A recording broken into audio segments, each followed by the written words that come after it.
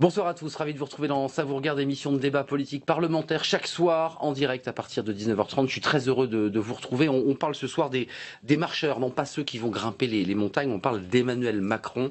Vous le voyez derrière moi et ses apôtres, alors je mets des guillemets, ils ont décidé de marcher dans toute la France, dans les grandes villes de France. 12 000 macroniens avec des guillemets pour faire du porte-à-porte et faire remonter 100 000 dialogues. Alors ils ont un kit de communication, ils ont leur t-shirt, tout ça est très moderne et ils peuvent évidemment envoyer ces témoignages en temps réel. Qui vont être analysés pour évidemment réfléchir à toutes les problématiques que vivent les Français. C'est peut-être un pas de plus pour Emmanuel Macron vers cette élection présidentielle. Il est très apprécié de Pierre Gattaz, qui a donné une interview dans les colonnes du Monde, en une du Monde, où il est très critique à l'égard de la CGT et il aime beaucoup Emmanuel Macron. Pendant ce temps, évidemment, on en parlera ce soir, le gouvernement, lui, essaie de trouver une issue à la crise sociale. C'est vrai que sur le front de l'essence, ça va mieux, mais sur le front du transport, ça bug, puisque là, c'est la SNCF, et puis la RATP, ça sera le 2 juin. C'est toujours évidemment compliqué. On va essayer évidemment de voir la place d'Emmanuel Macron dans ce gouvernement et puis de voir aussi évidemment ce qui peut se passer sur le front social. On a le sentiment évidemment que personne ne veut perdre la face, donc Manuel Valls dit qu'il ira jusqu'au bout, mais en même temps il essaie de diviser le front syndical. La CFDT par exemple, on en parlera ce soir, qui devait débrayer à la SNCF, a finalement annoncé qu'elle ne ferait plus grève. On fait le point ce soir sur ce climat politique et social avec vous, avec vos questions. lcp.fr, c'est notre site. Le JDD, il y a plus de 2200 votants, donc 2200 internautes du JDD qui ont répondu à la question, on la verra dans quelques instants. Et puis évidemment, hashtag CVR, ça c'est pour les tweetos et vous êtes très nombreux chaque soir. 4 invités sont avec moi. Laurent Baumel, bonsoir. Député socialiste d'Indre-et-Loire. Vous étiez venu nous parler d'Arnaud Montebourg parce que vous n'aviez pas fait une marche, mais une marche en montagne, vous en l'occurrence, accompagnant Arnaud Montebourg. Vous avez pris la tête des frondeurs. On vous écoutera évidemment sur ce climat social et sur Emmanuel Macron. Merci d'être là. François Patria, bonsoir. Bonsoir. Sénateur socialiste de Côte-d'Or, ancien président de région, et vous êtes aux côtés d'Emmanuel Macron. Vous réfléchissez avec lui, on en parlera dans quelques instants, avec cette nouvelle initiative, cette marche à la rencontre des Français avec ce porte-à-porte. Merci d'être là. Benjamin Griveaux, bonsoir. Bonsoir. Vous êtes porte-parole d'En Marche, vous n'êtes pas porte-parole du ministre Emmanuel Macron, mais bien du mouvement En Marche, auteur de Salauds de pauvres, édition Fayard. On parlera évidemment de cette réflexion que vous avez menée sur l'assistanat notamment. Salaud de pauvre, c'est une phrase prononcée non pas mais par Gabin en 56 dans la traversée de Paris. Et avec nous, Monique Pinson-Charlot. Bonsoir. Bonsoir. Sociologue, spécialiste des élites sociales, des riches. Vous les avez analysés, disséqués, auteur de plusieurs ouvrages d'ailleurs coécrits avec votre mari. Et le dernier, tentative d'évasion fiscale sorti en 2015 à la découverte. Et de mémoire, j'avais lu ce livre, vous partiez en Suisse, vous essayez de faire passer des valises d'argent en Suisse. C'était le début du livre. Je ne sais pas d'ailleurs si vous avez réussi à faire passer ces valises. C'était un prétexte. En tout cas, c'était un prétexte. En tout cas, ce qu'il y a de sûr, c'est qu'on a vraiment compris le fonctionnement de classe de la fraude fiscale par les plus riches, organisée non seulement en France, en Europe, mais sur toute la planète. Et d'ailleurs, tous les Panama Papers et autres LuxLeaks. C'était bien avant l'affaire Panama Papers. C'est extraordinaire ce qu'on a vécu. Retour avec Emmanuel Macron. On se souvient de ce lancement de ce mouvement En Marche. Et là, maintenant, tous ceux qui le suivent, qui le soutiennent, qui croient en ses idées, sont partis dans toute la France avec ce kit de communication. Vous allez le voir, c'est à la fois très simple, c'est la base de la politique, le porte-à-porte, aller parler aux Français, avec quelques outils modernes, technologiques, pour tout simplement faire émerger ou tout simplement prendre le pouls des Français. Regardez ce reportage de Stéphanie Despierres. Pour lancer sa grande marche, Emmanuel Macron donne le top départ sur Facebook. Mais je pense qu'autour d'un projet qu'on doit construire pour le pays, on peut se regrouper. Et on peut construire, en quelque sorte, le camp du progrès. Ces Parisiens sont volontaires pour l'opération de porte-à-porte du ministre de l'économie. Dans la vie, ils sont consultants, entrepreneurs, fonctionnaires ou étudiants. La majorité d'entre eux n'a jamais fait de porte-à-porte. Nous sommes le mouvement En Marche, lancé par Emmanuel Macron. Nous aurions quelques questions à vous poser, s'il vous plaît, madame. Officiellement, il ne s'agit pas encore de faire campagne, seulement d'interroger les habitants à l'aide d'un questionnaire. Pour cette équipe, les débuts sont difficiles. En 2 heures, seules 2 personnes accepteront de dire ce qu'ils attendent de la politique. Il faut repartager les richesses Voilà, pour donner la chance à tout chacun de pouvoir quand même sortir la tête de l'eau. C'est du porte-à-porte très classique, mais version numérique. Chaque bénévole saisit les réponses sur son téléphone. Malgré les apparences, Emmanuel Macron tente de renouveler le genre. C'est un cabinet de stratégie électorale qui a conçu la Grande Marche.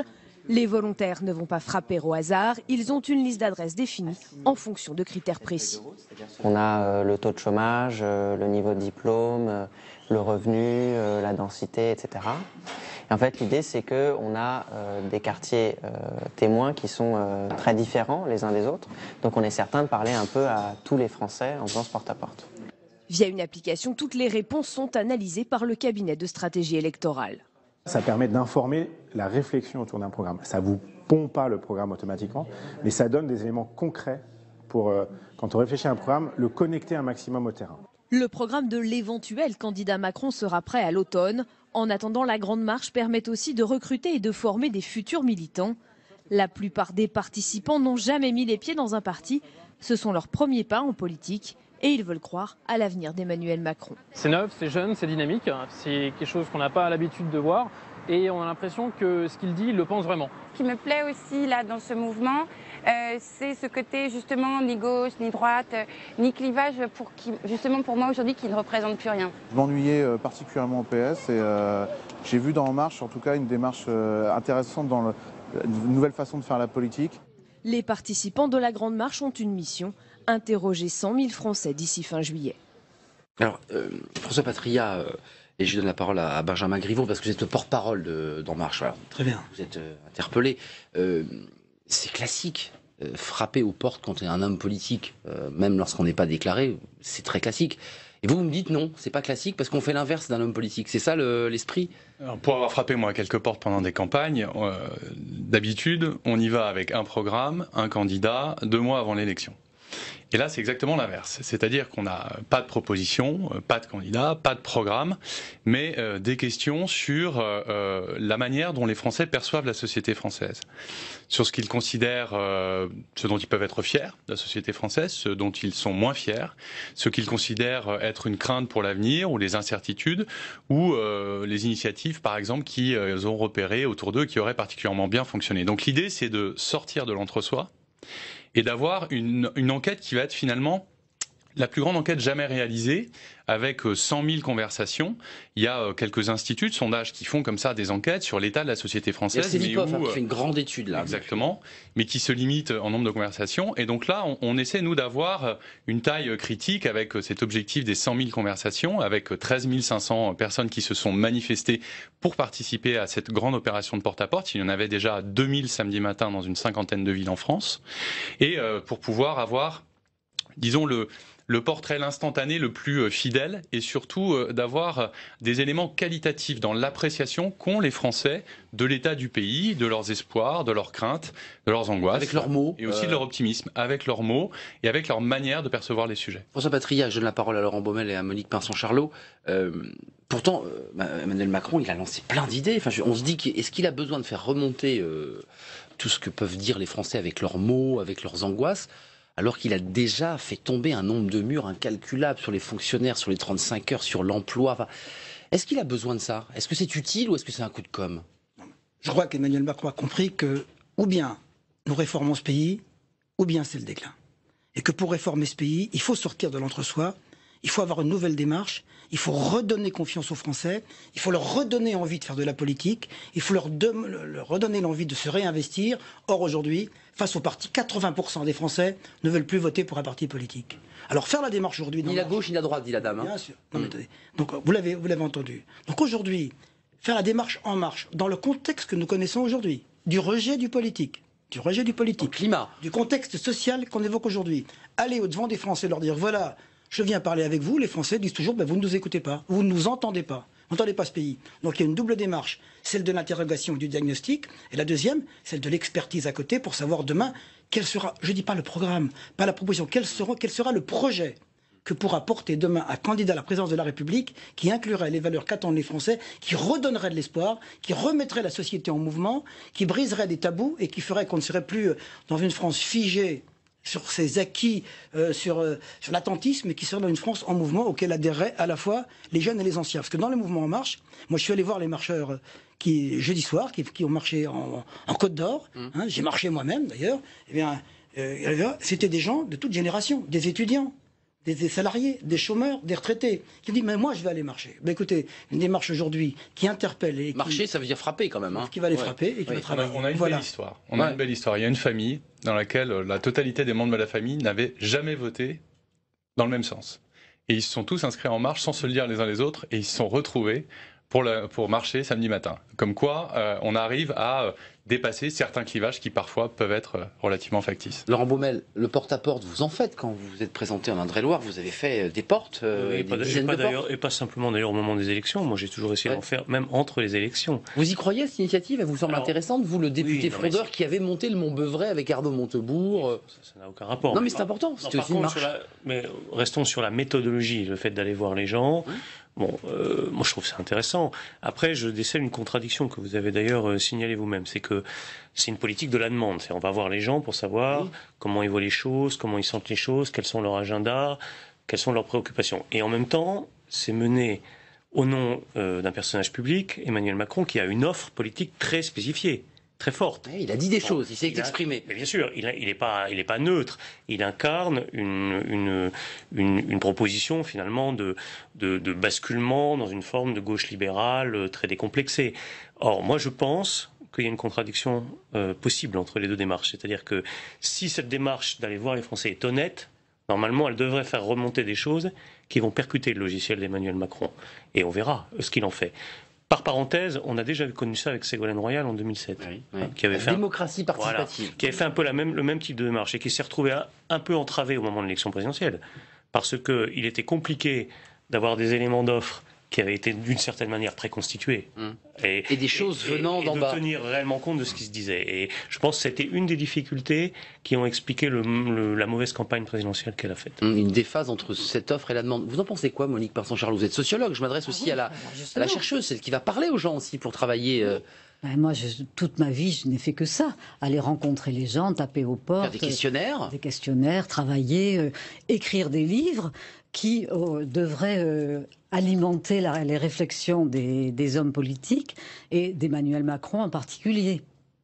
Alors quand vous dites il n'y a pas de questions, il n'y a pas de programme, il n'y a rien d'a priori, on n'est pas à la veille d'élections, bon c'est quand même dans un an, mais enfin bref, qu'un type comme Emmanuel Macron qui a fait l'ENA, qui a travaillé à Bercy avec Jean-Pierre Jouyet, un grand ami de la finance de François Hollande, qui est parti chez Rothschild. Avec Paul Ricoeur aussi. Avec Paul Ricoeur aussi, je vous l'accorde. Un philosophe. Qui est devenu associé gérant chez Rothschild, qui a pour ça piloté une très grosse opération pour Nestlé, avec le rachat d'une filiale de Pfizer avec 9 milliards d'euros. Qui lui ont rapporté 2 millions d'euros en 2 mois. La personnalité d'Emmanuel Macron n'est absolument pas neutre. C'est un personnage qui appartient à la classe dominante et qui entend bien... À l'oligarchie, comme vous l'appelez. Et qui... En marche, ce qui a eu très intéressant dans vos deux interventions, et je n'ai pas été suffisamment attentive à ce que vous avez dit là, parce que je vous regardais vous deux. Il redira. Voilà. En marche, mais en marche vers quoi? Vous dites que la France est sur le déclin. Et que Emmanuel Macron, cet associé gérant de la banque Rothschild, qui est à l'origine du CICE et du pacte de responsabilité lorsqu'il était secrétaire général à l'Élysée, commencent à porter leurs frais aujourd'hui. Ce sont des cadeaux que vous parlez aux entreprises, en réalité c'est aux actionnaires puisqu'il n'y a pas de contrôle sur l'usage, et ça vous le savez.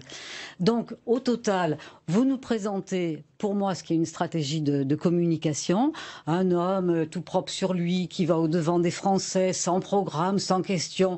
Il n'a pas été construit sociologiquement, il n'a aucun intérêt, il ne sert surtout pas la soupe aux plus riches, tout ça n'existe pas.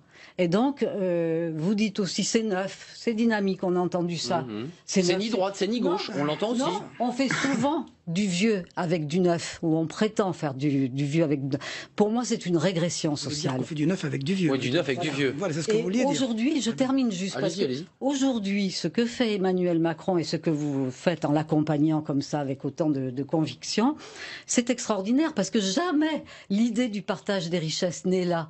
Or, aujourd'hui, la France est dans une crise sociale et politique majeure avec la loi El Khomri, qui est précisément la confrontation entre le travail et le capital. C'est-à-dire ce qui est aujourd'hui en jeu en France, c'est le partage des richesses. Et c'est pourquoi il y a tant de grévistes, pourquoi ils sont si déterminés, parce qu'ils savent que si il n'y a pas un amendement de cet article 2, eh bien... on va y venir. Voilà. On va y venir. Regardez cette petite séquence. Vous vouliez réagir d'ailleurs, François Patria, parce que elle a été reprise aujourd'hui et hier, dès hier, dans les médias. C'est face à face entre un militant, Nuit debout d'ailleurs, qui s'en revendique, et Emmanuel Macron, sur une sorte de duel vestimentaire. Regardez, écoutez, j'aimerais bien vous entendre juste après. Attendez, mais moi j'ai pas de leçon à recevoir. Si vous aimez pas que la France soit bloquée, arrêtez de la bloquer. Mais voilà. Mais parce que non, ce qui a bloqué la France, c'est le 49.3, monsieur. Vous savez, la meilleure façon de se payer un costard, c'est... Vous n'allez pas me faire peur à votre petit cœur. La meilleure façon de se payer un costard, c'est de travailler. Voilà. C'est travailler. Mais monsieur, donnez du travail. Donnez du travail. Là, je viens de voir des jeunes qui ont envie de travailler, qui ont envie de réussir. Mais tous les chômeurs ont envie de travailler. Ne lisez pas. Non, moi je vous menace pas, vous me menacez pas. D'ailleurs, la jeunesse, c'est désespéré. Oui. La jeunesse, elle n'est pas que désespérée, il y en a une aussi qui veut bosser, celle-là on va la faire dans ses dos, sur moi. François Patria, comment vous réagissez? Alors, évidemment, tous les journalistes ont repris sur ce... votre t-shirt me fait pas peur. Si vous voulez vous acheter un costard, il faut travailler, ou un costume, il faut travailler. Qu'est-ce que vous en tirez de cette séquence? Comment vous l'analysez?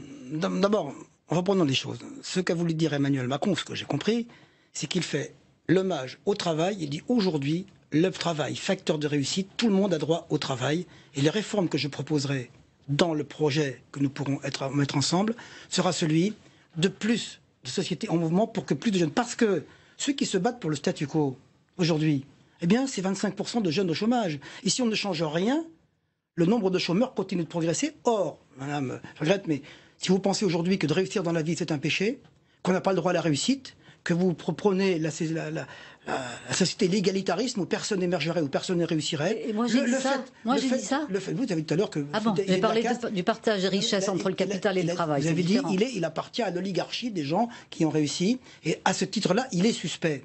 Moi je me dis, comment Emmanuel Macron, aujourd'hui, arrive-t-il à susciter autant d'adhésion? Il est le ministre le plus populaire de France. Du gouvernement, le plus populaire, ça vous interroge pas, il est le plus populaire, parce qu'il franchit les tabous, parce qu'il dit les vérités, parce qu'il dit en face... Mais quelle vérité donner du contenu, monsieur? Que la France a besoin du monde, mais que le monde n'a pas besoin de la France, et que la mondialisation nous oblige aujourd'hui à réformer notre système de pensée. Nous ne pouvons pas vivre sur les vieux statuts... Et notre modèle social, on va y venir. Le modèle social de changer aujourd'hui, il le dit avec franchise. Et dans le même temps, pourquoi autant de haine? Par jalousie? Pourquoi? Par suspicion à côté? Pourquoi autant? Parce que ça, le débat, avouez que le débat sur le costume, c'est le degré zéro de la politique. Si demain les ministres doivent se déplacer en t-shirt, parce que moi je suis aujourd'hui sénateur, on m'oblige au Sénat à mettre une cravate, je la mets, c'est pas mon habit habituel, je le mets, lui reprocher d'avoir un costume, on voit où on en est à ce degré. Donc, moi je pense que ce que dit Emmanuel Macron aujourd'hui, il ne transgresse pas tout, il n'a pas tout dit, au contraire, il ne transgresse pas, mais il pose des questions sur lesquelles nous devons nous interroger si vous voulez que la France ne stagne pas, ne décline pas comme elle est aujourd'hui, mais qu'elle puisse progresser dans le monde tel qu'il est. Mais dans quel sens le progrès, monsieur? Dites-le. Du travail pour tous, du travail pour tous. Mais là, le problème, c'est la répartition. Et le CICE, madame, aujourd'hui. Oui. Moi, je connais beaucoup de chefs d'entreprise, j'en fréquente tous les jours et hier soir encore, qui me disent que grâce au CICE, avec la baisse du coût, ils ont aujourd'hui reconstitué des marges et embauché des gens. Benjamin Griveaux, juste parce que je voudrais donner du contenu. Vous voulez du contenu? On est du contenu sur ce qui se dit là. Il y a aussi un rapport, et que vous avez sur lequel vous avez travaillé, sur l'assistanat. Sur l'idée qu'il y a ceux qui sont les insiders, les outsiders, c'est ce qu'explique Emmanuel Macron. C'est intéressant parce que c'est un peu cette séquence reprise par les médias, cette incarnation. Et il l'a dit maladroitement, mais est-ce que c'est ça qu'il veut dire? Et Laurent Baumel? On montre une séquence de 25 secondes sur une séquence qui a duré 20 minutes et qui s'est terminée par une poignée de main entre l'enseignant du collège qui était ce matin chez Jean-Jacques Bourdin et qui a dit qu'il avait eu un échange franc et direct avec le ministre. Donc voilà. Après, moi je connais pas beaucoup de ministres qui, quand ils sont alpagués dans la rue, passent 20 minutes à aller discuter avec 2 personnes dont manifestement elles ne sont pas d'accord avec lui. Et il n'y a pas beaucoup de ministres qui y vont et qui assument la discussion et qui assument la discussion. Et je crois que c'est une de ses grandes qualités et c'est ce que lui reconnaissent les Français, qu'on soit d'accord ou pas avec lui, parce que quand on va frapper aux portes chez les gens, on tombe sur des gens qui nous disent mais nous on n'est pas d'accord avec Emmanuel Macron, on n'est pas d'accord avec ce qu'il défend. Ce qui nous intéresse, c'est justement de pouvoir réouvrir ce dialogue. Et le diagnostic qu'on essaie d'établir avec cette grande marche, c'est que si vous ne partez pas d'un diagnostic partagé, d'un consensus au départ, vous ne pouvez pas conduire de réforme. Et on le voit bien là. C'est qu'à partir du moment où vous n'avez pas établi un consensus sur le diagnostic et l'état du pays, vous ne pouvez pas avancer. Vous ne pouvez pas mettre en branle le pays, ni mobiliser le pays pour avancer. Juste Laurent Baumel, une question simple. C'est un homme populaire. Les fêtes de Jeanne d'Arc à Orléans, les sondages donnent à cet homme une popularité. Les Français l'écoutent. Et en même temps, il est excessivement critiqué par vous, les frondeurs. Qu'est-ce que vous lui reprochez fondamentalement? Qu'est-ce qui vous déplaît chez Emmanuel Macron au point de vouloir le combattre? Alors, je vais répondre à votre question, mais d'abord un mot sur la séquence. Ça vous choque, vous? Alors, d'abord, ça dit quelque chose sur le fait qu'il n'est pas prêt à être candidat à la présidentielle. Parce que vous voyez très bien que ce type de séquence, dans une campagne présidentielle, vous en faites pas 3. Hein. C'est l'effondrement rapide. Vous trouvez quoi qu'il est Arnaud Montebourg dans le train avec la journaliste, il n'en fait pas 2, chacun. Je veux bien à chaque fois qu'on met ça sur le compte de la maladresse.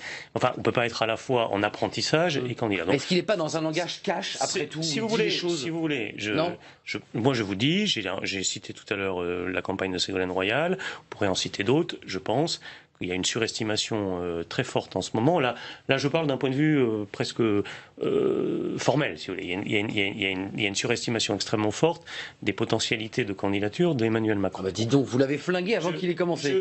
Je vous dis qu'une séquence comme ça dans une élection présidentielle, j'imagine mon camp confier son sort à un candidat qui a la première interaction un petit peu complexe avec des gens un peu véhéments, sort de ses gonds et dit si vous voulez vous payer un costard, il faut travailler. Il dit d'abord j'ai pas peur de votre t-shirt. Moi je pense que c'est pas de bon augure sur sa capacité à garder son calme dans une élection présidentielle qui est une épreuve extrêmement rude. L'exégèse de la séquence. Je viens sur le fond. Sur le fond, ce que dit cette séquence est très intéressant, je trouve. Pourquoi? Parce que d'ailleurs, il partage peut-être avec son interlocuteur le même préjugé, le même présupposé, qui est que la valeur des choses, c'est ce qu'on est capable de porter sur soi. C'est l'extérieur. C'est l'argent qu'on a incorporé dans ses vêtements. Bon, mais ça en dit long aussi sur ce qu'est la philosophie politique d'Emmanuel Macron, bien évidemment. Et tout ça fait sens. Hein. Il avait dit il y a déjà un moment que l'idéal que l'on devait proposer à des jeunes de banlieue, c'était de pouvoir devenir milliardaire. Aujourd'hui, il dit si vous voulez vous payer un costume comme ça, il faut travailler. Donc c'est une image de la méritocratie qui est d'une certaine manière enserrée dans l'idée que l'argent est l'étalon de la réussite et l'étalon de la vie sociale. Et moi, je pense que la gauche doit porter autre chose. Et je suis sûr d'ailleurs que ceux qui sont là sont d'accord. La gauche doit porter des valeurs de solidarité, des valeurs spirituelles, des valeurs historiques. Et je pense qu'Emmanuel Macron n'est pas dans cette histoire-là. Et que c'est ça le fond du problème, que beaucoup d'entre nous ressentons. C'est pas une querelle médiocre, c'est que simplement, moi, je ne reconnais pas dans ce qu'il est, ce qu'il fait, je vous la repose. Les traces des raisons pour lesquelles je me suis engagé dans le socialisme à une époque. On entend votre définition et votre opposition de fond, mais qu'est-ce qui fait qu'aujourd'hui les Français sont attirés par cet homme? Parce qu'ils sont paumés. Les Français sont paumés parce qu'ils voient très bien que les alternances successives, Sarkozy, Hollande, etc., n'ont pas permis d'améliorer pour une grande part d'entre eux leur vie quotidienne et les perspectives de leurs enfants. Donc ils cherchent des solutions. Il dépasse les partis, il dit qu'on peut inventer autre chose. Une très grande partie des Français, malheureusement, cherchent une solution du côté du Front National. D'autres peuvent chercher une solution dans l'émergence d'un personnage comme ça qui est valorisé notamment par les médias. Ni de droite, ni de gauche. Ni de droite, ni de gauche. Ça a toujours plu, ce genre de choses. Mais moi, je vous dis qu'au bout du bout, lorsque l'on viendrait, si on doit venir un jour dans une élection réelle, dans le monde réel, il y aura un vrai problème de base politique et idéologique pour Emmanuel Macron. Monique Pinson-Charlot, parce qu'il plaît aux Français, vous êtes sociologue, il a une attirance. Comme Balladur en 94. Il vous plaît. Moi, il me déplaît. Enfin, je veux dire, je ne rentrerai pas dans ce type de langage de la psychologisation du social. Vous ne l'aimez pas, non, c'est pas comme ça. Emmanuel Macron est le représentant absolument, c'est le conformiste pour moi. Le conformiste, je pèse bien mes mots, caricaturale.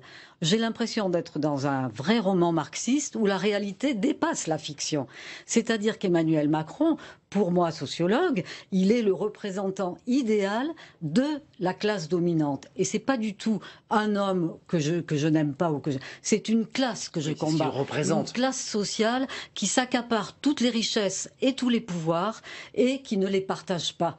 Et c'est cela qui est le vrai problème de la France. Alors vous me faites rigoler, je trouve qu'il y a une naïveté incroyable là-haut dans ce débat. C'est-à-dire il faut aller vers les Français, savoir exactement faire consensus, quels sont leurs problèmes. Enfin écoutez, on les connaît les problèmes des Français, il y a suffisamment de travaux de sociologues, d'économistes incroyablement sourcés. Et les sociologues n'ont pas le monopole de la rencontre des Français. Bien sûr, non mais ça je vous l'accorde. Mais il ne faut pas être naïf à ce point quand même. Mais Monique Pinson-Charlot, je vous pose la question, la dynamique, au-delà des portes qu'on va essayer d'ouvrir, la dynamique de certains Français qui disent tiens je mets un t-shirt, moi je crois pas en la politique, je vais essayer, ça m'intéresse. Alors ni intéressant, non, mais attendez, ni droite ni gauche. Pourquoi? Parce qu'Emmanuel Macron, effectivement, il est en marche pour toujours plus de cadeaux aux plus riches.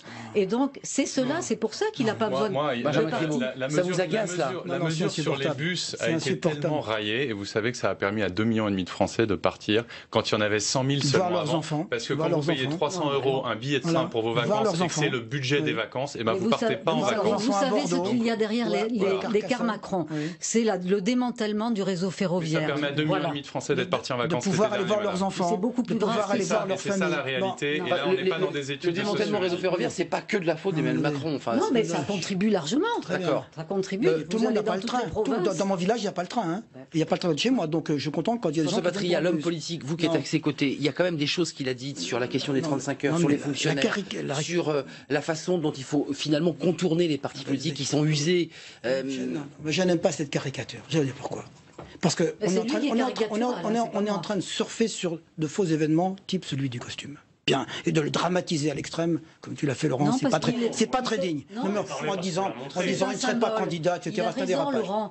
C'est aussi un marqueur social, le costume, la cravate. Ce à quoi les Français sont sensibles, c'est pas tellement à l'apparence, c'est au message profond d'Emmanuel Macron. Quand il dit cette France irréconciliable autour des partis qui ne sait pas se parler. Et sur la loi El Khomri, c'est le cas aujourd'hui, pour faire avancer les choses. Quand il y a une bonne loi, que la droite et la gauche ne soient pas capables de parler pour la faire avancer. Et ce qu'il dit aujourd'hui, il dit il y a des gens de progrès à gauche, il y a des gens de progrès à droite. Et puis il y a des conservateurs à droite, il y a des conservateurs à gauche. Eh bien moi je prends les gens de progrès des deux camps. C'est qui les conservateurs à gauche? C'est les frondeurs? C'est les gens, c'est la gauche statutaire. C'est ça. C'est celle qui ne veut pas toucher au système. C'est la gauche statutaire. C'est vous donc. C'est la gauche statutaire. J'ai pas dit le libéralisme. Ils sont pas libéraux. J'ai dit le réformisme. Le bon sens, c'est le libéralisme. J'ai dit le réformisme. C'est le préjugé de base de Macron, de François Patria, de réformisme. J'ai dit le réformisme. Il y a les cons qui n'ont rien compris et qui ne sont pas libéraux, qui n'ont pas compris qu'on va dans le mur. Et il y a les gens intelligents qui vont se regrouper autour d'Emmanuel Macron, qui est le roi des intelligents, et tous les autres sont des idiots, et ils n'ont qu'à travailler s'ils veulent se payer un petit mot, François Patria. Ce débat-là, il a eu lieu quand il y avait Michel Rocard. Je me souviens très longtemps. Rocard, c'était un intellectuel. Non, mais moi, au moins... C'était un autre niveau. Non, mais attendez, pensez qu'aujourd'hui, Emmanuel Macron n'a pas un niveau intellectuel. C'est un nouveau blasphème, une injure personnelle intolérable. Et ça, je ne supporte pas. Moi, écoutez, moi, j'ai connu Mendes France. Écoutez bien. J'ai connu Mendes France. J'ai suivi Michel Rocard. J'étais disciple comme vous de Strauss-Kahn. Et aujourd'hui, je soutiens Emmanuel Macron. Je suis dans la même lignée, dans la même pensée politique, celle de la deuxième gauche. La deuxième gauche réformiste qui a toujours été minoritaire en France. Et je souhaite qu'elle devienne majoritaire parce que ce pays est en train de s'enliser aujourd'hui. Ce pays ne fait pas les réformes que d'autres pays font et avec lesquelles ils réussissent et ils progressent. Et Emmanuel Macron propose aujourd'hui de rassembler les hommes de progrès pour faire avancer le pays. C'est comme ça que dit comme ça, c'est honnête. Je suis de la deuxième gauche. Emmanuel Macron est de la... Pas moi, je parle de François Patria. Nous sommes de la deuxième gauche, nous sommes dans l'affiliation d'une gauche libérale. Nous défendons nos idées.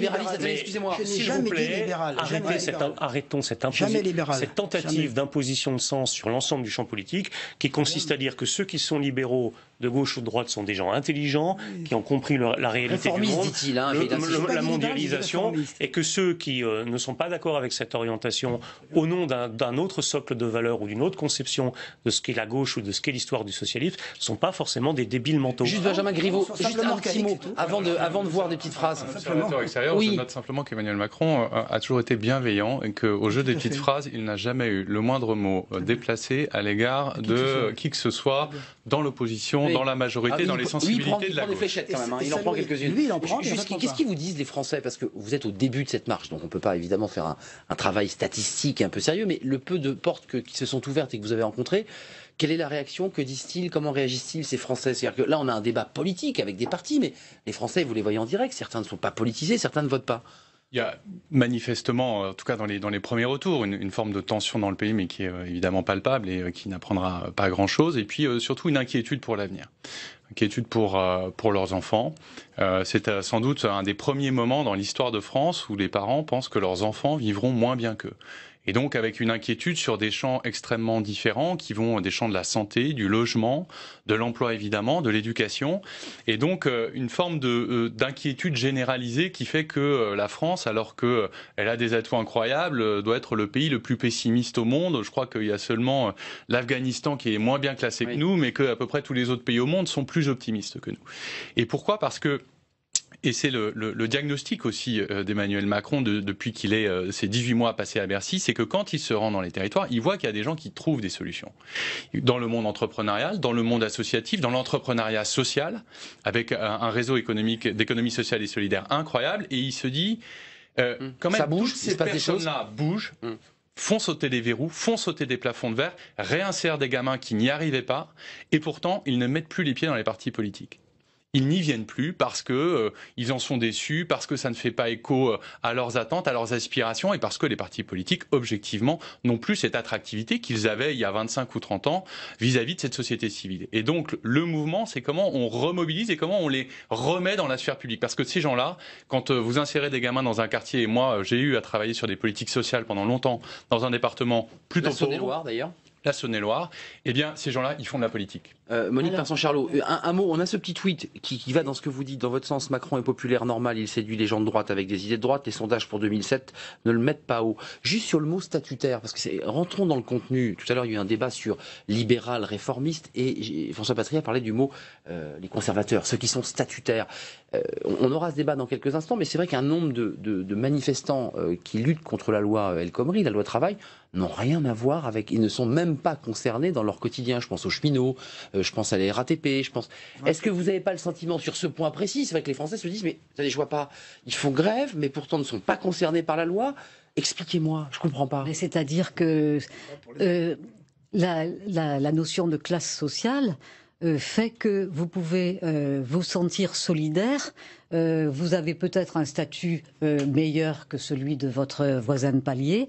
Il n'en demeure pas moins que vous vous sentez solidaire parce que vous voyez très bien qu'en face de vous, vous avez une classe sociale particulièrement prédatrice et tous les problèmes que vous rencontrez dans vos circonscriptions ou dont les Français parlent à vos fameux marcheurs qui vont de l'avant parce que ce sont des grands réformistes qui vont remettre la France d'aplomb, parce que ce sont précisément, ce sont des Emmanuel Macron ou d'autres, enfin on parle de lui donc je le donne en exemple puisqu'il est emblématique pour moi du fonctionnement de la classe dominante, ce sont eux qui portent la responsabilité de la catastrophe qu'il y a en France. C'est eux qui ont cassé le droit du travail, réduit les salariés, qui ont délocalisé les entreprises, qui pillent l'État. Pourquoi est-ce que les plus riches ne payent-ils pas leurs impôts? Emmanuel Macron, au cœur de Bercy, il pourrait dénoncer un ministère, un paquebot qui vogue sous pavillon de complaisance, où la fraude fiscale des plus riches, elle est orientée vers des cellules de repentance, vers des négociations dans des alcôves plus ou moins secrètes. La fraude fiscale des plus riches, elle représente le déficit public. Il n'y aurait donc pas de déficit public s'il n'y avait pas cette complicité entre les politiques et... Vous dites qu'Emmanuel Macron encourage la fraude fiscale. Voilà, mais vous vous rendez compte de l'énormité des propos? Non, vous lirez notre livre. Emmanuel Macron n'a aucune complaisance à l'égard des fraudeurs fiscaux. Aucune. Il fait partie d'un gouvernement qui aujourd'hui chasse les fraudeurs fiscaux comme il ne l'a jamais fait. Et il est celui d'un gouvernement, jamais. Les repentis qui rentrent. Un mot et c'est pas Le Foll, parce que le débat... C'est pas le résultat de la traque fiscale, c'est les lanceurs d'alerte et exclusivement les lanceurs d'alerte. Ceux qui ont sorti les fichiers. Voilà. Écoutez Stéphane Le Foll, vous allez voir, c'est le porte-parole du gouvernement. Il a une petite idée aussi sur la question et le dossier, je mets des guillemets au mot dossier, mais le dossier Macron au sein du gouvernement. Stéphane Le Foll, porte-parole du gouvernement, ministre et très proche de François Hollande, bien entendu. Je pense que oui, la question de savoir jusqu'où il veut aller et à partir de quel moment l'exercice en tant que ministre pose un problème par rapport à ce qu'il souhaiterait faire. Je ne sais pas ce qu'il souhaite faire. Moi, je souhaite qu'il reste au gouvernement. Vous avez entendu parce ce que qu'il a c'est dit quelqu'un qui a des qualités Alors, et qui apporte des choses. Mais en même temps, la question sera posée. Voilà, donc une clarification. Regardez le sondage, qui n'est pas un sondage, parce que je vais me faire tirer les oreilles par les sondeurs, c'est un vote. Ils ont simplement cliqué, ces internautes. Plus de 2200 internautes ont cliqué aujourd'hui. Je les remercie d'ailleurs. Souhaitez-vous qu'Emmanuel Macron se présente à l'élection présidentielle? Alors, c'est pas encore gagné, mais il n'est pas encore candidat non plus. 56% ont dit non et 44% ont dit oui. Certains dans les... C'est un très beau score. Certains ont même dit dans les... Qui pourrait avoir 44% aujourd'hui, dites-moi. Ça vous va, ça, ce vote? C'est pas un sondage. C'est un bon indicateur. C'est un bon indicateur. On n'est pas dans l'élection, on est dans le projet aujourd'hui, mais... C'est un beau score. Notre sentinelle Alexandre va s'exprimer. Il y a quand même certains internautes du JDD qui se sont exprimés en disant mais finalement, et on va avoir ce débat, il roule pour François Hollande. C'est un débat que beaucoup d'hommes politiques ont dans les couloirs et se disent mais pour qui roule-t-il? Alexandre, allez-y parce que vous avez l'oreille qui chauffe. Oui, c'est vrai. Emmanuel Macron, moi, si j'ai compris ce qu'il disait sur le plateau, c'est un réformiste. Pour moi, je le vois un peu plus comme un révolutionnaire, là, hein. Ni de gauche, ni de droite. Mais lui, il est à gauche, à droite, au centre, il est où? Parce que ça, c'est vraiment la question que moi je me pose.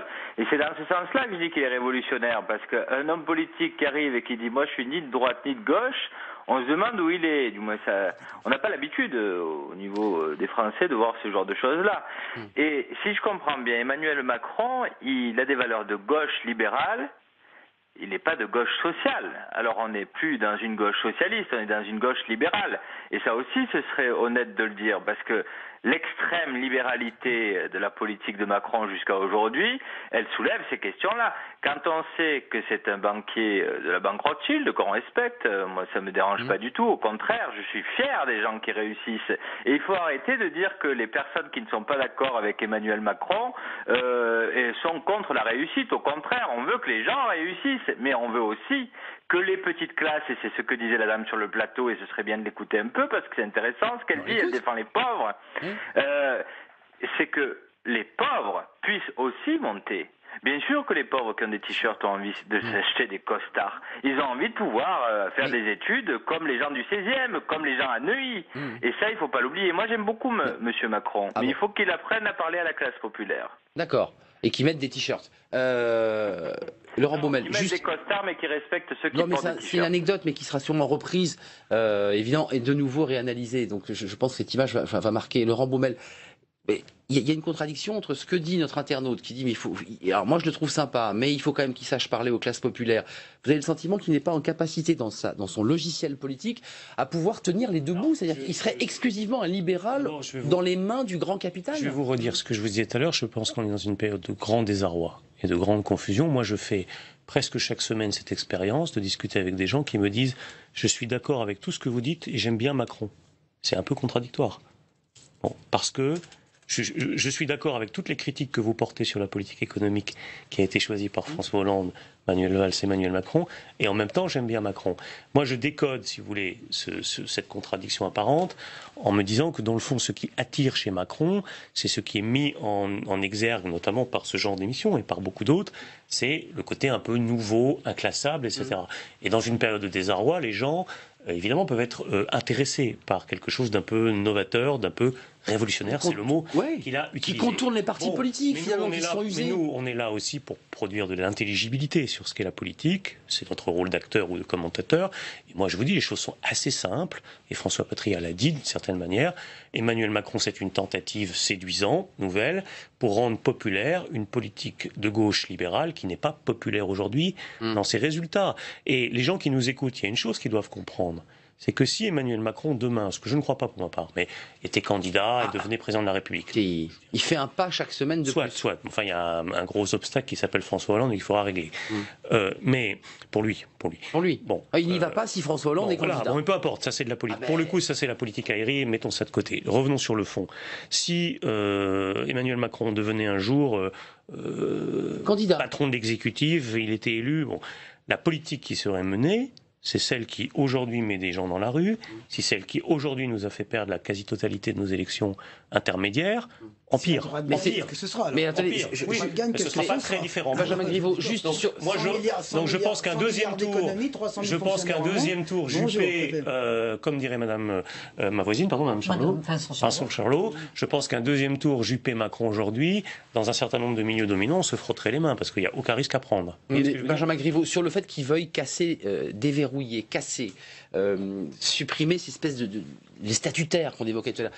Voilà, dites-le nous, comment il envisage ça? Comment il voit les choses? Parce qu'il a parlé des 35 heures, il a parlé des fonctionnaires, il a dit qu'il voulait remettre la France en mouvement, les start-up, les entreprises.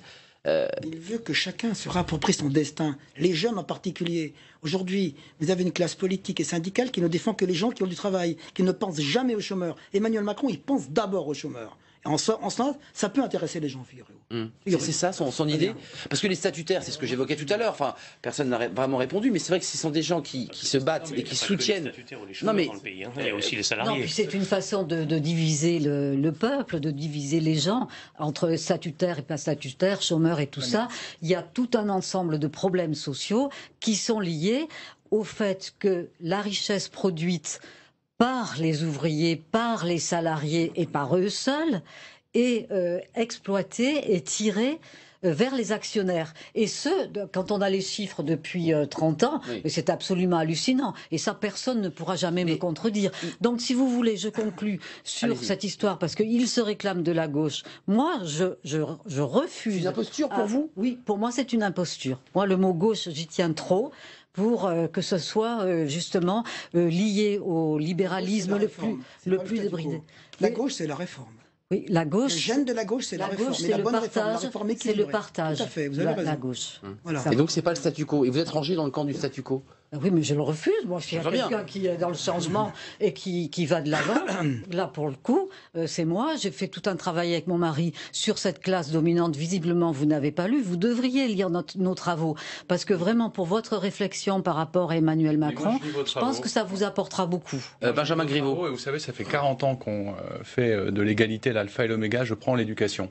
Quand vous donnez le même nombre d'heures de cours de maths à un gamin qui est à Sarcelles et un gamin qui est à Henri IV, à l'arrivée, bizarrement, celui qui est à Henri IV, il réussit un peu mieux que celui qui est à Sarcelles. Parce qu'on est sur un système d'égalité bête. Et moi, je n'ai aucun problème intellectuellement, et je considère que c'est de gauche, de dire qu'il faut donner plus à des gamins qui ont moins, qu'il faut concentrer les capitaux publics là où il y a moins de capitaux privés. Alors vous pouvez m'expliquer que ça, c'est pas être de gauche, mais je ne sais pas ce que c'est qu'être de gauche.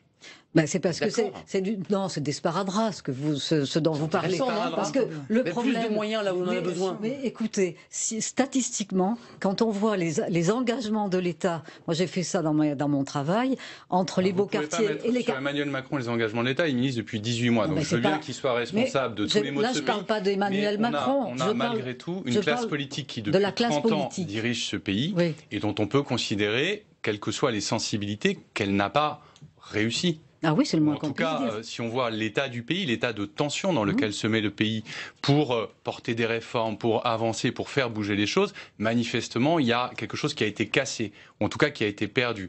Et donc la démarche qui est engagée, c'est de retrouver cette dimension-là de la société civile, de la réimpliquer dans le champ politique, parce que finalement, les gens ne nous ont pas attendus et ils font de la politique sur le terrain et ils la font intelligemment et ils créent de l'égalité et ils créent du progrès. Et il donne les moyens, les capacités pour que les personnes puissent se réaliser en faisant en sorte que ceux qui ont des boulets aux pieds au départ, on allège les boulets parce que sinon ils n'arriveront jamais au même point d'arrivée que juste deux petites phrases que je vais vous soumettre, au risque de mettre les pieds dans le plat. Philippe Martinez, donc le patron de la CGT, puisqu'on va y venir, parce qu'il y a des mots très durs qui ont été prononcés aujourd'hui par Pierre Gattaz à l'égard de la CGT. Monsieur Macron, il est hors sol, il ne connaît pas la vraie vie. Ça, c'est pour Philippe Martinez. Et puis vous allez le voir dans cette petite phrase tirée d'une interview de Pierre Gattaz dans les colonnes du Monde. J'ai toujours dit qu'Emmanuel Macron, dit-il, apporte une compréhension, une acceptation de l'économie de marché. Il connaît l'entreprise de l'intérieur, il transcende le clivage politique gauche-droite, ce qui me va très bien. La France souffre de la croyance selon laquelle l'entreprise serait un lieu de lutte des classes, d'abus de pouvoir qu'il faudrait contrer par le rapport de force systématique. Cette phrase est au cœur du débat qu'on a ce soir. Laurent Baumel, il est intéressant, Emmanuel Macron, parce qu'à la fois il aime l'entreprise et en même temps il se revendique de gauche, donc étant une sorte de passerelle finalement entre le marché et des valeurs de gauche. Ça aussi, pour vous, c'est une imposture où vous dites, non, il y a une réflexion quand même. Je parle de Rocard parce que ça ressemble à Rocard. Moi, je n'ai pas la prétention à considérer que des gens détiennent la vérité là où d'autres seraient dans l'erreur, que certains sont dans le bon sens là où d'autres seraient dans la bêtise. La gauche, elle est traversée depuis toujours par des débats. Bon, François Patria évoquait tout à l'heure Dominique Strauss-Kahn. C'est vrai que comme toi, comme Benjamin d'ailleurs, à une époque, j'étais proche de Dominique Strauss-Kahn. Donc un libéral ? Oui, mais attendez. À l'époque où moi j'ai été proche de Dominique Strauss-Kahn, je croyais encore à la possibilité de faire une synthèse politique entre la culture d'une gauche qu'on considère comme plus classique, plus traditionnelle, qui avait été portée par Mitterrand à une époque, et la culture rocardienne. C'était le projet de Lionel Jospin, et je pensais qu'on pouvait continuer ce projet autour de Dominique Strauss-Kahn. Macron va trop loin, donc. Mais cette synthèse, elle a été explosée. Aujourd'hui, la politique que mène Hollande, la politique que mène Valls, et ce qu'incarne potentiellement Macron comme incarnation, si vous voulez, maximalisée de cette politique, ça n'a plus rien à voir avec cette synthèse que nous on défendait. C'est les idées c'est le libéralisme. Alors un libéralisme probablement plus nuancé que l'ultralibéralisme que propose aujourd'hui la droite, mais c'est le libéralisme. Regardez par exemple le réflexe qu'a eu Macron cette semaine, et je m'arrête là après, lorsque certains socialistes, et au-delà des socialistes d'ailleurs, ont proposé le plafonnement des salaires des hauts dirigeants. Qui est sorti pour dire c'est une mauvaise idée? Il a argumenté. Macron. Il a eu raison. Alors on peut s'expliquer. Allez-y, parce que sur ce point-là, il a pris une tribune. Emmanuel Macron ne dément pas le Premier ministre. Les footballeurs d'ailleurs. Le Premier ministre dit simplement « je vais légiférer ». Emmanuel Macron répond « la loi pour plafonner les salaires en numéraire, c'est ridicule, c'est anticonstitutionnel ». Ce que je pense, et ce qu'a accepté le Premier ministre, et ce qu'a dit le chef de l'État, on va, dans la loi Sapin 2, faire en sorte, non pas en numéraire, la signature des 40 pour 100 fois le SMIC, c'est ridicule, ça n'a pas de sens. Il n'y a qu'en Corée du Nord et au Venezuela qu'on fait ça aujourd'hui, nulle part ailleurs. Je dis simplement, on va faire en sorte, simplement, que les actionnaires soient suivis par le conseil d'administration de leur demande, parce qu'ils sont actionnaires. Voilà, bon, il le dit, et il a eu raison. Il n'a pas du tout démenti. On reproche toujours à la loyauté. Quand j'entends parler de loyauté... On lui dit, attention, il faut que tu choisisses, là, maintenant tu restes ou tu t'en vas. Mais ce que dit Emmanuel Macron, quand il s'exprime sur les idées qu'il propose, par rapport à ce que disent les frondeurs, contre le chef de l'État, contre le chef du gouvernement, contre la politique du gouvernement, c'est sans commune mesure. Mais si Emmanuel Macron se permettait, non, de ce qu'il dit aujourd'hui, ce que dit Laurent, enfin, en face de lui, sur le gouvernement, mais qu'est-ce qu'on dirait de lui? Alors on lui reproche parfois son costume, parfois d'avoir... Enfin, ce que vous dites aujourd'hui sur la caste, madame, ça veut dire que pour vous, tous les grands fonctionnaires de l'État ici, qui travaillent dans ce pays, sont illégitimes. Ils ne devraient pas être là, vous l'avez dit. Ils appartiennent à une caste, vous l'avez dit. C'est votre conclusion, ça n'est pas la mienne. Vous avez dit ça d'Emmanuel Macron tout à l'heure. Vous l'avez dit. J'ai dit qu'il était la parfaite caricature. Donc il ne faut pas aller dans les grandes écoles, donc il ne faut pas réussir. Il y a des tas de gens. Mais non, mais il y a des... Sinon, vous ne serez jamais de gauche. Mais non, mais vous êtes quelqu'un de pas agréable dans la discussion, parce que j'ai pas du tout dit ça. Mais je reprends vos propos. Non, j'ai pas généralisé. On peut très bien faire des grandes écoles. Moi, j'ai fait de belles études, et mes études, je les ai restituées. J'ai restitué le fruit de mon travail avec mon mari au peuple de France. Je suis à la retraite. Je termine. Depuis 10 ans, je suis à la retraite et je continue à animer des rencontres dans toute la France avec mon mari où nous restituons le contenu de nos recherches et de nos enquêtes. Voilà. Et donc, on peut très bien faire des grandes écoles, être quelqu'un qui a eu la chance d'écrire des livres et le restituer. Voilà, c'est pas du tout parce qu'on a fait une grande école qu'on est à mauvais. Non, mais en quoi Emmanuel Macron ne restitue pas aujourd'hui ce que lui a donné l'école française? Puisqu'il est au service de la France et qu'il travaille au gouvernement. J'ai dessiné sa trajectoire au début de cette émission, et donc vous comprenez très bien. Non, mais écoutez, être associé gérant chez Rothschild, c'est pas rien. C'est honteux. Non, je dis c'est pas rien. Mais juste Benjamin Griveaux, sur cette question, on a quand même des internautes qui se posent des questions. Il doit y aller, il doit se présenter, il doit le faire vite, il va se faire flinguer par la classe politique. Est-ce que ces questions-là, vous les posez, vous qui êtes porte-parole d'En Marche, et vous vous dites, c'est vrai que le mouvement prend de l'ampleur, il y a beaucoup de Français qui adhèrent, qui mettent le t-shirt, qui ont envie d'y croire, et en même temps, c'est vrai que pour l'instant, ils n'ont pas de candidat, donc ça va finir par les frustrer à un moment donné. Il faut sortir de ce mythe de l'homme providentiel dont la Ve République est vraiment... Le refuge dans les votes extrêmes, dans la croyance qu'une personnalité pourrait, etc., a fait qu'on n'a plus de débat. On attend la personnalité qui portera éventuellement un programme, on s'y intéresse à la dernière minute, et en général ça ne fonctionne pas, on est déçu, et quand on est déçu, on s'abstient, on se réfugie dans des votes très périphériques. Donc nous, on n'est pas du tout dans cette démarche-là. La démarche qui est engagée aujourd'hui, c'est d'aller simplement établir ce premier diagnostic, cette grande enquête auprès des Français, parce que s'il n'y a pas cette étape-là, Vous ne pouvez pas construire une offre politique alternative nouvelle. Elle ne sera pas solide, elle reposera sur du sable et ça ne fonctionnera pas. Donc nous, notre obsession pour le moment, c'est d'avoir ces conversations avec les Français, de construire à partir de l'automne un plan d'action avec une offre politique nouvelle et de le mettre dans le débat présidentiel, au-delà des questions de personnes. François Patriat, il nous reste 5 minutes. C'est vrai qu'il y a une crise sociale majeure. C'est vrai que le gouvernement essaie de trouver l'issue. Il y a des coups de fil qui ont été passés entre Manuel Valls et Philippe Martinez. Il évoque, on parle de l'article 2, on peut le réécrire. Une lettre a été écrite au président de la République par Laurent Baumel et quelques autres collègues pour dire au président. Qu'est-ce qu'il en pense, lui, Emmanuel Macron? Parce qu'on a l'impression qu'il est un petit peu sur son aventin. Il est en train de marcher. Il voit ça d'un peu loin. Et c'est vrai que ça pose cette question de dedans, dehors. Non, mais je crois que beaucoup de gens font des reproches à Emmanuel Macron que j'entends, mais c'est parce qu'en fin de compte, il veut faire recroire à la politique et à l'espoir à des gens qui ne croient plus à rien. Et pourquoi on le critique? C'est parce qu'Emmanuel Macron, on le critique il va loin parce qu'il voit loin. Il va loin parce qu'il voit loin. Et c'est pas moi qui l'ai dit, c'est un de vos confrères qui a écrit cela. Et je reprends ce mot aujourd'hui. Dans le gouvernement, il a dit « Je suis aujourd'hui ministre. Je sais ce que je dois au chef de l'État. Je sais ce qu'est mon appartenance au gouvernement. » Mais, dans le même temps, je veux garder ma personnalité et m'exprimer. C'est original, ça. Et quand une réforme, il soutient, je crois, aujourd'hui, avec beaucoup de loyauté, la réforme El Khomri. Il a participé à toutes les discussions avec les syndicats. C'est lui qui devait le porter au départ, faut-il le dire. Il a été là pour la défendre aujourd'hui. Oui. On ne peut pas lui faire de procès aujourd'hui en déloyauté. En déloyauté. Et je pense, il le dit, moi je le pense aussi, que sur certains points, sur la façon dont le gouvernement a reculé, il l'a fait pour trouver un accord avec les syndicats réformistes justement. Je pense que sur cet point, on n'aurait pas dû reculer. Juste sur le problème d'Emmanuel Macron, cet homme n'a jamais été élu, il ne s'est jamais présenté devant les électeurs. Pompidou non plus. Pompidou non plus, Général de Gaulle non plus. L'oligarchie politique. On pourrait peut-être essayer quelque chose de nouveau. Laissez-moi continuer, c'est quand même extraordinaire. Allez-y. Les lois Macron sont passées sous le 49.3. Hein, donc, elle est centaine d'heures de débat avec les parlementaires. Je crois que même Laurent Baumel, qui est fondeur, reconnaît qu'il y a eu un débat parlementaire extrêmement nourri sur la loi Macron. Il y a eu débat. Dans la méthode, pas sur la ligne commune. Il y a eu des discussions très importantes. La démocratie. Il n'est pas élu.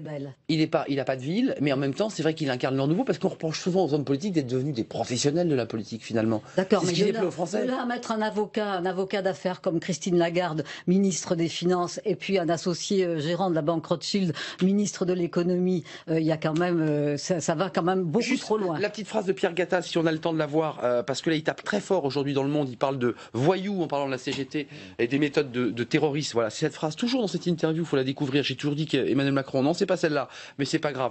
Regardez, on va la voir, elle est là, elle va arriver immédiatement. Voyous, terroriste. Voilà. Elle est un peu longue, il faut tout faire pour ne pas céder au chantage. Ce n'est pas ma conception du dialogue social, mais c'est visiblement celle de la CGT. Faire respecter l'état de droit, c'est faire en sorte que les minorités se comportent comme des voyous, comme des terroristes, ne bloquent pas tout le pays. On ne peut pas laisser une minorité agissante, révolutionnaire, paralyser l'économie. Qu'est-ce que vous lui répondez ? Voyous, terroristes. Moi, je suis pas la CGT. Non mais on parlait de statutaire, on parlait de syndicats réformistes. On peut avoir un débat, c'est ça. Je conçois qu'on puisse avoir un débat sur les méthodes. Ils ont des méthodes terroristes et de voyous. Non, mais je prends pas ce vocabulaire à mon compte, mais je peux concevoir. J'étais en circonscription ce week-end, je discutais avec les gens. Ça agace. Je peux concevoir qu'il y ait un débat sur les méthodes qui ont été utilisées. Bon, après, on pourrait aussi avoir un débat sur le MEDEF, hein, sur son attitude générale. Parce que quand même, c'est un syndicat qui est ultra idéologisé, qui se présente là aussi comme un syndicat de bon sens, enfin qui est quand même extraordinairement revendicatif et qui n'en a jamais assez de réforme libérale. Dès qu'on lui en donne une, il lui en faut une deuxième. Et moi, je ne perdrai jamais de vue, parce que c'est le cœur de l'histoire de ce quinquennat, le PINS de M. Gattaz. Oui, 1 million d'emplois. Bon, c'est quand même la grande affaire de ce quinquennat. Oui, il n'aimait plus. Hein. Le deal que François Hollande s'est cru obligé de passer avec ces gens-là, François Patriat. Il s'est fait berner d'un bout à l'autre. Benjamin Griveaux, cette question quand même qui est posée, parce que les Français ça vibre, il y a la question de l'essence, puis il y aura bientôt les transports, et encore une fois on l'évoquait tout à l'heure, avec des cheminots, la RATP, qui ne sont pas directement concernés. Vous lui donnez raison, vous dites qu'il va trop fort là, Pierre Gattaz? À titre personnel, moi, aucune violence n'est acceptable, ni sur le terrain, ni dans les mots. Là pour vous, ce sont des mots violents. C'est aussi scandaleux de traiter un syndicaliste de voyou que de traiter les patrons de voyous.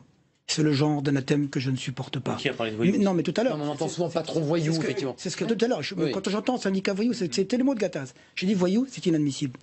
En second lieu, ce qui est inadmissible aussi, c'est qu'un syndicat, dont on sait ce qu'il représente aujourd'hui, empêche la parution de la presse parce qu'on n'a pas voulu passer son communiqué.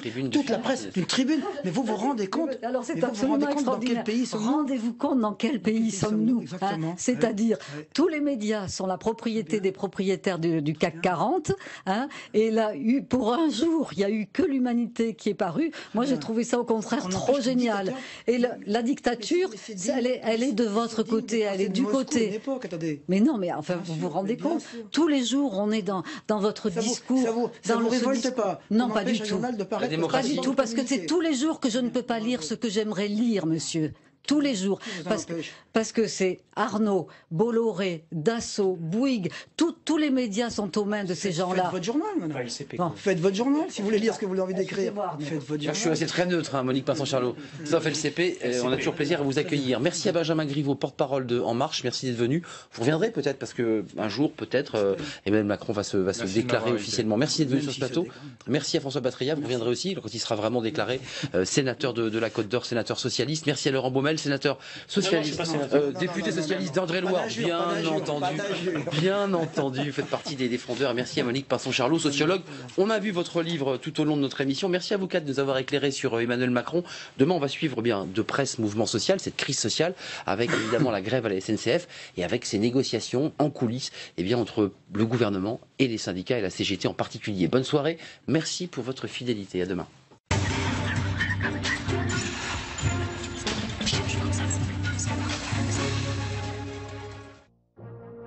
Droit de suite, présenté par